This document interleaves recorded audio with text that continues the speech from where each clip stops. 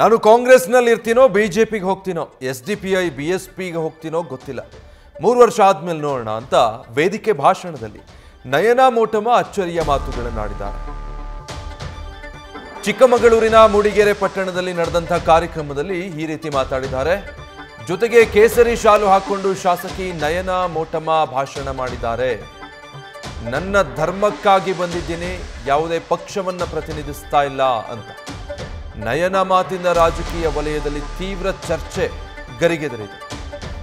ಅವ್ರು ಬಂದಿದ್ದಂಥ ರೀತಿಯ ಆಡಿದ ಮಾತುಗಳು ಎಲ್ಲವೂ ನಾಳೆ ನಾನು ಬಿಜೆಪಿಲಿ ಬರ್ತೀನೋ, ಕಾಂಗ್ರೆಸ್ ಅಲ್ಲಿ ಉಳಿತೀನೋ, ಅಥವಾ ಎಸ್ಡಿಪಿಐಗೆ ಹೋಗ್ತೀನೋ, ಅಥವಾ ಬಿಎಸ್ಪಿಗೆ ಹೋಗ್ತೀನೋ, ಆ ಪ್ರಶ್ನೆಗೆ ಉತ್ತರ ಇನ್ 3 ವರ್ಷ ಕಾಯೋಣ, ಅದಾದ್ಮೇಲೆ ನೋಡೋಣ. ಬಟ್ ಆದ್ರೆ ಇವತ್ತು ನಾನು ಕಾಂಗ್ರೆಸ್ ಪಕ್ಷದ ಶಾಸಕಿಯಾಗಿ ಇವತ್ತು ನಾನು ಇಲ್ಲಿ ನಿಂತಿದ್ದೇನೆ.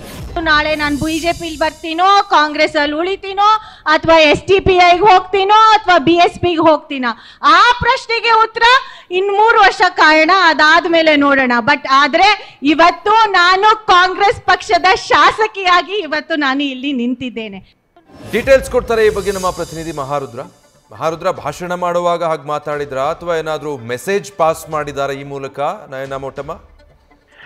ಹೌದು ವಿಜಯ್, ಏನಂದ್ರೆ ನಯನಾ ಮೋಟಮ್ಮ ಹಲವು ಬಾರಿ ಏನಂದ್ರೆ ಕೆಲವು ಬಿಜೆಪಿ ಕಾರ್ಯಕ್ರಮದಲ್ಲಿ ಕಾಣಿಸಿಕೊಳ್ಳೋದು ಅಪರೂಪ. ಅದರಲ್ಲೂ ಕೂಡ ನಿನ್ನೆ ಏನಂದ್ರೆ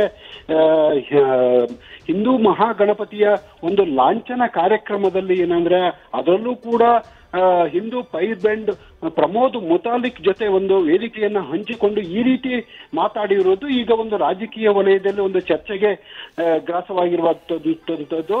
ನಾನು ಕಾಂಗ್ರೆಸ್ನಲ್ಲಿ ಇರ್ತೀನೋ, ಬಿಜೆಪಿಗೆ ಹೋಗ್ತೀನೋ, ಅಥವಾ ಬಿಎಸ್ಪಿ ಹೋಗ್ತೀನೋ, ಎಸ್ಡಿಪಿ ಹೋಗ್ತೀನೋ, ಅದು ಈಗ 3 ವರ್ಷವನ್ನ ಕಾಯೋಣ.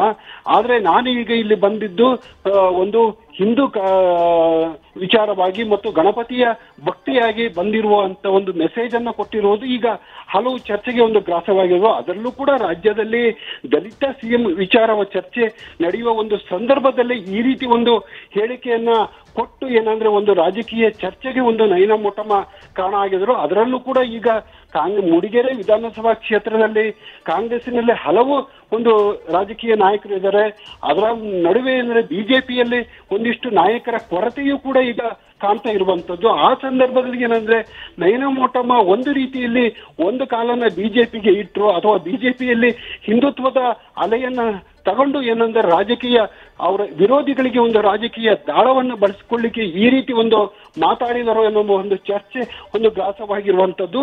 ಈಗಾಗಲೇ ನಯನಾ ಮೋಟಮ್ಮ ಹೇಳಿಕೆಗೆ ಕಾಂಗ್ರೆಸ್ಸಿನಲ್ಲೇ ಪರ ಮತ್ತು ವಿರೋಧದ ಚರ್ಚೆಗಳು ಈಗ ಆರಂಭವಾಗಿರುವಂತದ್ದು. Vijay, thank you Maharudra. News First ನಿರ್ಭೀತಿಯಿಂದ ನಿಮ್ಮ ಪರವಾಗಿ.